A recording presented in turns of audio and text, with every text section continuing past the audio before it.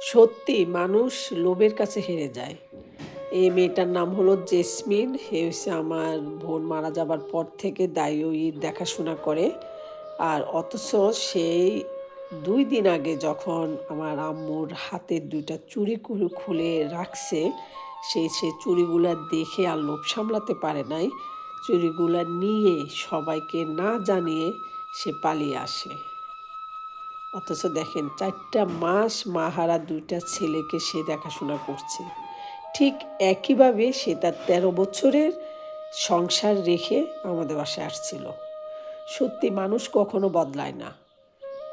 অথচ ওই ঘরে তার ৪ বছরের একটা মেয়ে, ১২ বছরের একটা ছেলেকে রেখে সে চলে আসে। অজুহাত দেয় যে স্বামীর চরিত্র ভালো না। ধিক্কার জানাই এই ধরনের